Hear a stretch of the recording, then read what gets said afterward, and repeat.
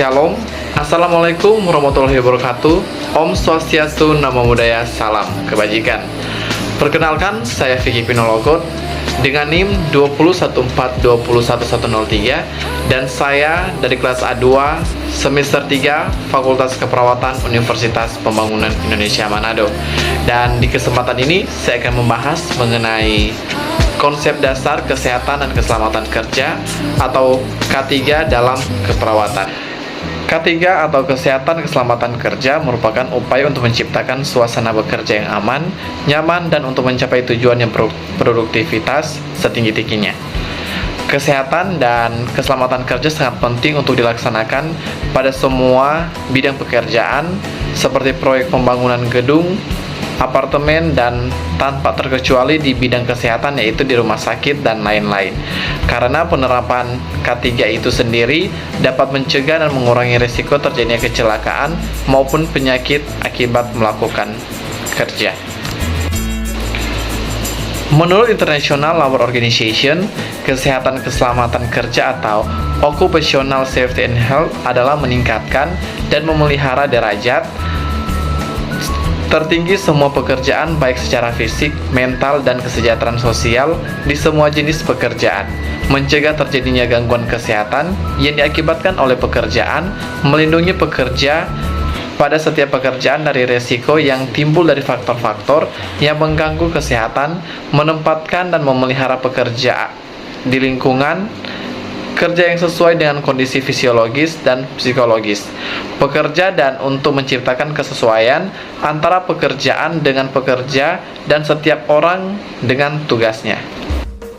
Dan tujuan dari K3 ini, pelaksanaan kesehatan dan keselamatan kerja antara lain menciptakan lingkungan kerja yang selamat dengan melakukan penilaian secara kualitatif dan kuantitatif dan menciptakan kondisi yang sehat dan karyawan, keluarga, dan masyarakat sekitarnya melalui upaya promotif, preventif, kuratif, dan rehabilitatif.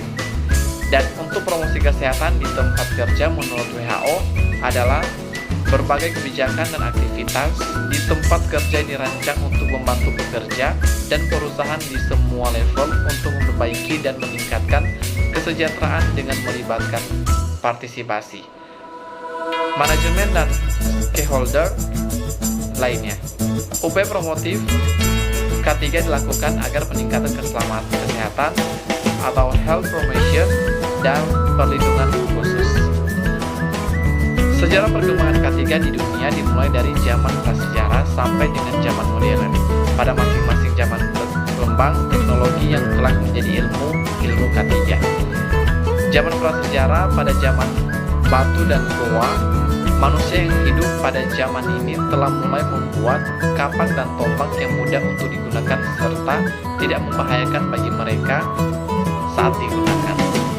Desain tombak dan kapak yang mereka buat umumnya mempunyai bentuk yang lebih besar proporsinya pada mata kapak atau ujung tombak, dan hal ini adalah untuk menggunakan kapak atau tombak tersebut tidak memerlukan tenaga yang besar karena dengan sedikit ayunan momentum yang dihasilkan cukup besar. Kesehatan keselamatan kerja dalam asuhan keperawatan.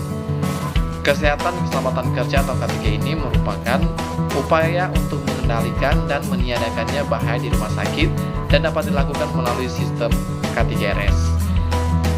Dan K3 juga seharusnya dan wajib dilakukan dalam memberikan asuhan keperawatan agar meminimalisir kejadian yang tidak diinginkan terjadi, baik itu kecelakaan dalam bekerja ataupun tindakan yang bisa mendatangkan penyakit.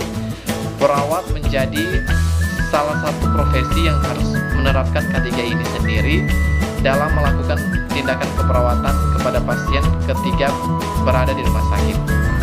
Peningkatan kesehatan di rumah sakit dalam melakukan kesehatan dan keselamatan kerja dilakukan dengan berbagai metode dan menggunakan media yang interaktif, misalnya diklat tentang manajemen risiko, penyuluhan gizi dan manajemen keselamatan pasien, dan lain-lain.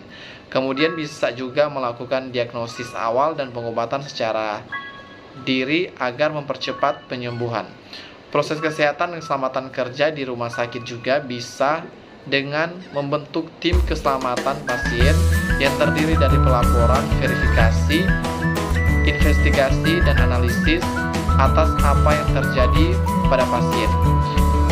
Dengan dibentuknya tim keselamatan kerja diharapkan perawat dapat memberikan asuhan keperawatan yang baik dan benar dan meminimalkan terjadi insiden yang berpotensi menimbulkan cedera.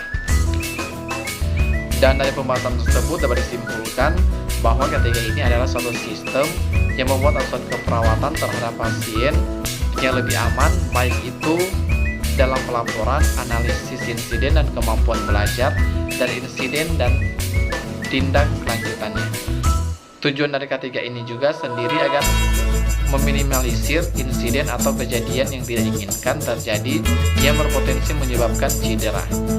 Dan sistem ketiga seharusnya dikuasai perawat dalam memberikan askep atau asuhan keperawatan agar tindakan bisa diberikan dengan benar dan minim terjadi kesalahan dan memberikan tindakan keperawatan.